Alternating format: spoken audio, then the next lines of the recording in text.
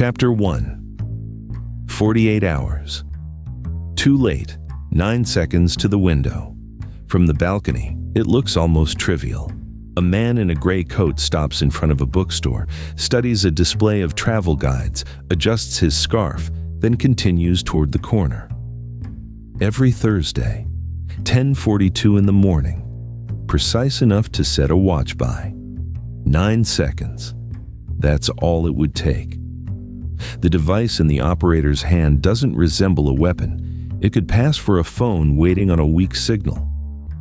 Across the street, a delivery van idles. 2 floors below, a woman in a navy coat appears to be having a muted argument through her headset. 3 positions, 3 clean lines of sight, 11 months of preparation compressed into fewer than 10 heartbeats. The machine is already running. The target is Ilya Voronov, 57, former logistics architect for a procurement network that supplied weapons into 3 active conflict zones. He never appeared in propaganda videos, never issued threats. He moved numbers, not slogans, account transfers, shipping manifests, insurance certificates, containers that cleared customs clean and arrived full of rifles. Internal assessments repeated a single descriptor, methodical, never impulsive. 14 years ago, he vanished from operational reporting. No arrest, no public defection, no confirmed retirement, just absence. In that absence, attacks continued. His name did not. Analysts divided. One group argued he had built systems resilient enough to function without him. Another believed he had evolved, operating further from visibility, not outside it. For 14 years, families buried victims from supply chains he helped construct. 6 months ago, a flagged financial pattern reopened the file. 2 intercepted conversations suggested a senior intermediary still sought his approval. Not direction, approval. That was enough. 7 authorization reviews followed. Legal opinions drafted, revised, risk projections modeled. Diplomatic fallout estimated and ranked manageable. The elimination order was signed. Preparation had begun long before the signature. His routines were mapped over 94 weeks. Apartment exit at 8:40. Same tram, 3 stops, 800 meters on foot. On Thursdays, a pause at the bookstore window, 6 to 10 seconds. The pause persisted even in rain. People defend themselves with vigilance. Habit is another matter. A deep cover identity entered his professional circle 11 months earlier. A consultant specializing in regulatory compliance. Tax records backdated, conference appearances staged, real clients acquired. The cover generated revenue. It wasn't decorative. Over time, the consultant gained Voronov's trust. Trust creates proximity. Proximity opens doors. 3 days ago, something shifted. A source with a near-perfect reliability record delivered an unexpected report. According to new information, Voronov had declined involvement in a recent procurement request. More than declined, he had privately told 2 intermediaries he no longer wanted his name associated with weapons logistics of any kind. He was done, the source said. The statement was neither public nor ideological. It was described as tired. He was done. Inside headquarters, certainty dissolved into probability. If accurate, the target was no longer active. If inactive, justification narrowed from prevention to retaliation. If retaliation, legal exposure widened. Then another complication surfaced. The embedded consultant requested an unscheduled encrypted channel. Her voice didn't match prior reports. "He is different," she said. "Different how?" "He talks about grandchildren. Last week he asked whether I believed people can outgrow what they've done. That detail was not in the file." 48 hours before execution, doubt entered the operation. Abort procedures were reviewed, withdrawal timelines calculated. An abrupt exit would expose the consultant. A financial source inside the logistics firm could unravel. An unrelated surveillance program in the same city might be compromised. Canceling was not clean. Proceeding wasn't clean either. Now it is Thursday, 10:42. Voronov stands before the bookstore window. In the glass reflection, his posture seems smaller than in archived surveillance stills from a decade ago. Age has softened the outline. He studies a guidebook to northern Italy. A ticket for May is already booked. On the balcony, the operator watches the pause begin. 9 seconds. In a windowless room hundreds of kilometers away, an analyst replays the source report again. Another overlays casualty projections from prior attacks linked to Voronov's network. A third highlights the gap. The new intelligence rests on a single human source, historically reliable, not infallible.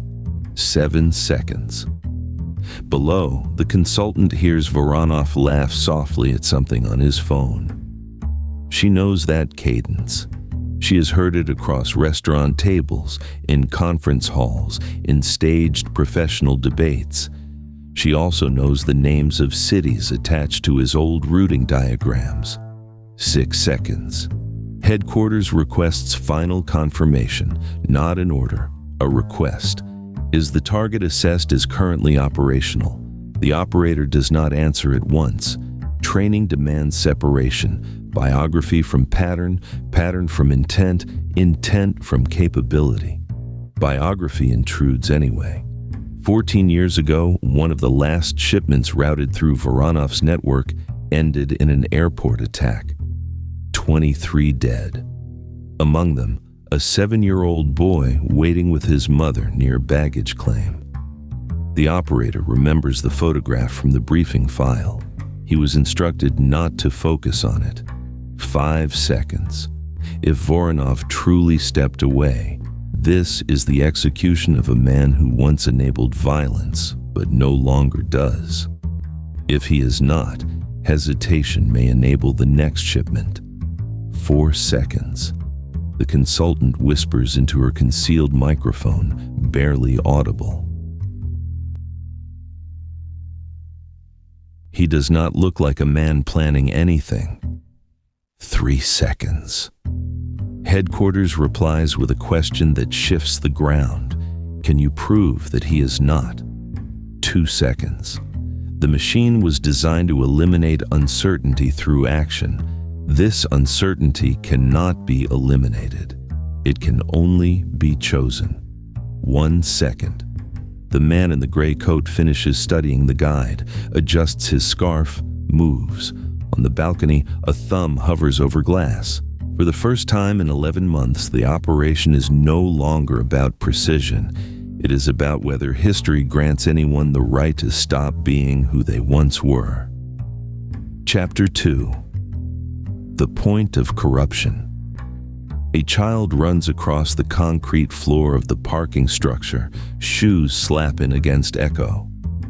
Grandfather, look what I made. Voronov turns, surprised, and smiles in a way no surveillance archive ever captured. He kneels immediately. The boy launches into his arms. A woman follows, laughing, apologizing for being early. The operator's sightline fractures. Target no longer solitary, he transmits. At headquarters, the supervisor exhales. Maintain position. The geometry is compromised. The window isn't fully closed. The woman is unarmed. The child is small. If they separate even briefly, the corridor clears again. No one says that last part aloud. Behind a support column, the embedded consultant feels something unfamiliar rising. Not pity, not sympathy. Doubt with a face. Voronov lifts the boy and spins him once. The child's laughter ricochets off concrete. Headquarters breaks the silence. Signals just updated. Every voice goes quiet. The cautious analyst speaks first. The intermediary's message from last night was incomplete. We reconstructed additional fragments. The phrase was longer than we believed. He agreed to review numbers one last time before the corridor activates. The corridor activates. The political liaison answers instantly. Define corridor. New supply chain routed through a coastal transit hub. Activation projected within 72 hours. Military-grade hardware. Casualty modeling in the high dozens during the first 6 months. The temperature in the room seems to drop. Do we have confirmation Voronov is architecting this corridor? No direct confirmation. Historical methodology matches the structure. Layered shell firms, insurance masking, dual-use labeling. Pattern is not proof, legal says. Pattern is how we survived last time. Operations replies. In the parking structure, the woman hands Voronov a small paper bag. We brought you lunch. You forgot it again. He smiles, sheepish. I am losing my edge. The consultant listens as projected fatalities replace the sound of the child's laughter. Headquarters addresses her. Assessment update required. Does target behavior indicate imminent logistical coordination? Voronov crouches to the child's height. He appears present, she says carefully. Present is not responsive. We need operational assessment. She hesitates, half a second, maybe less. The analyst notices. Confirm neutrality. Her throat tightens. I cannot confirm disengagement. Not a lie. Not the whole truth either. The operator adjusts position, regaining partial line of sight between concrete columns. Voronov's profile appears as the woman says something too quiet to capture. Then Voronov replies clearly. I told them this is the last time. After this, I am finished.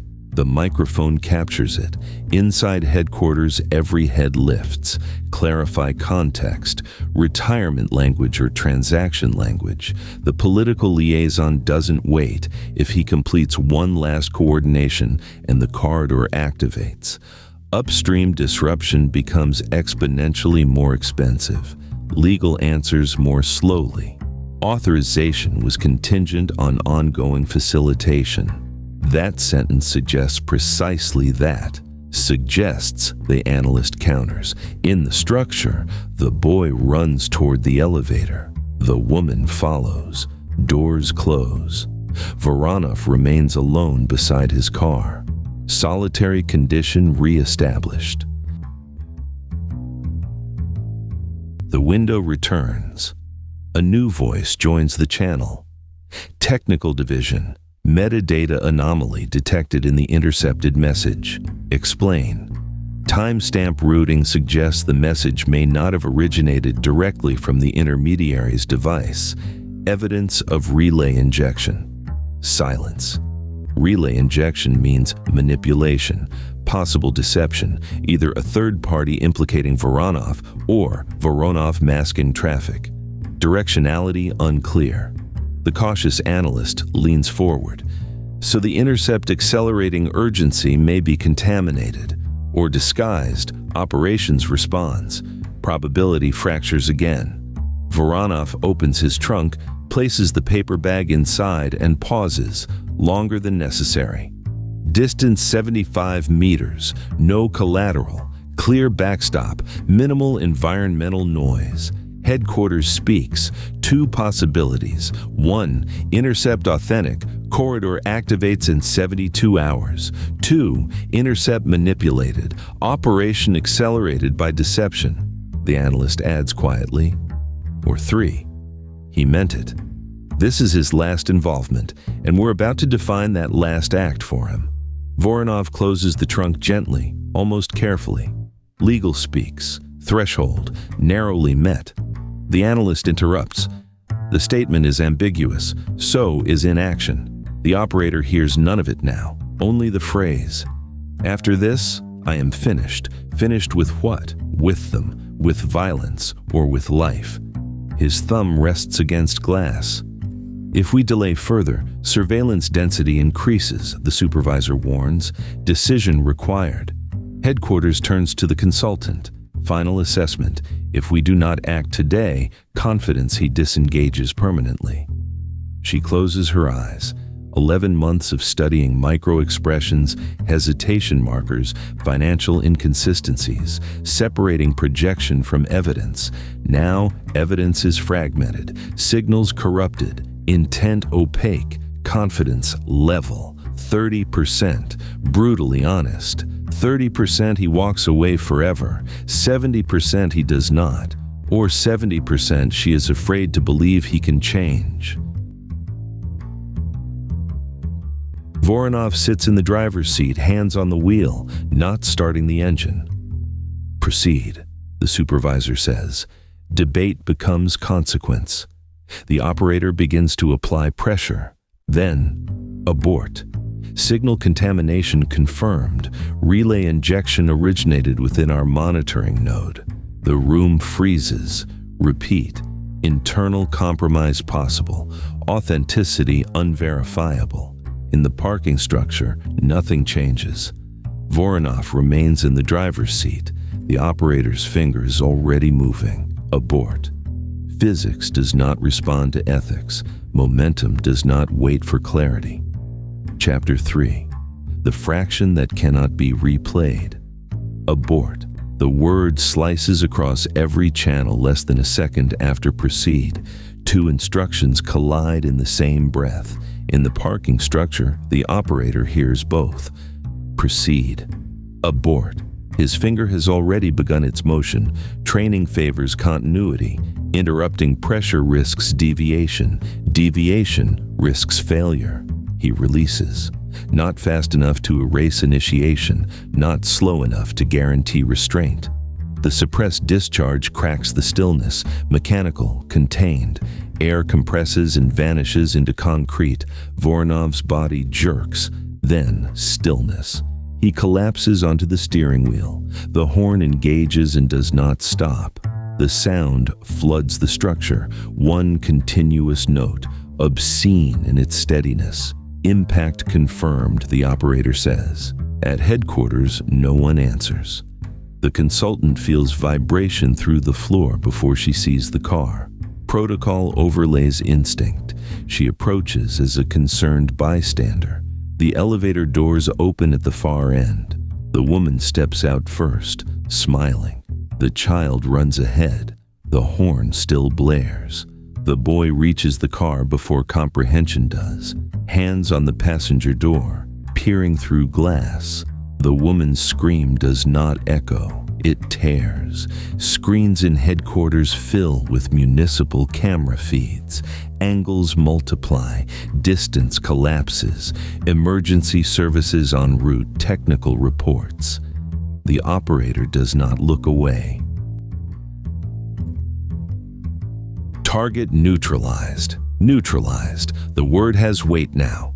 The technician speaks again, voice unsteady. Relay injection confirmed. Intercept originated within our monitoring architecture. Clarify. Credentials valid. Internal node, not foreign. Meaning, the analyst says slowly, urgency may have been manufactured from inside. Secure logs. Restrict review. In the structure, the consultant kneels beside the woman. Stay back. Help is coming. Don't look. The child cries without sound. The horn is silenced when paramedics disconnect the battery. Silence feels abrupt, almost violent. Legal speaks. At moment of action, authorization threshold technically satisfied. Technically, if the corridor was authentic, operation says, we disrupted it. If fabricated, we acted on contaminated data, the analyst answers. The technician continues tracing. Manual packet construction, signal mimicry, phrase insertion. He agreed to review numbers one last time before the corridor activates. Inserted. The room goes still. User credentials belong to Daniel Rice, an analyst. Why? The supervisor asks. Rice answers calmly. Pattern analysis indicated 72% probability of re-engagement within 6 months. Delay increased projected casualties. The system drifted toward inaction due to emotional contamination. Emotional contamination. Field reporting showed hesitation markers. I adjusted probability toward safety. You fabricated intercept data. I corrected for delay. Did you believe the corridor was real? Not confirmed. Consistent with historical structuring. You compressed the timeline based on projection. Yes. You understood lethal authorization likelihood would increase. Yes. If we hesitate, we normalize retreat. The phrase lingers. Weeks later, internal review concludes. Operational execution precise. Intelligence contamination internally generated. Strategic outcome indeterminate. The projected coastal corridor does not activate. Associated financial entities dissolve into unrelated transactions. No shipment surfaces. Absence cannot be proven, neither can prevention. Daniel Rice is reassigned under administrative sanction. The annex detailing his intervention is classified beyond standard oversight. Official documentation omits his name. Officially, the operation remains justified within threshold parameters. Unofficially, another conclusion circulates among those present. The system did not eliminate uncertainty. It eliminated the space to tolerate it. 6 months later, the operator returns to routine training. Targets appear, distances calculated, breath controlled. Between alignment and pressure, there is always a fraction of suspension. Proceed. Abort. He has learned that sometimes the louder command is not the last one spoken. For Voronov's family, the consequences are permanent. For the organization, metrics remain arguable. For the machine, a precedent stands. Probability can be adjusted, doubt overridden, and when uncertainty becomes intolerable, someone inside may decide reality requires assistance. The remaining question is no longer whether Voronov changed. It is whether the machine can, and whether the next fraction of a second will belong to evidence or to someone who cannot endure waiting.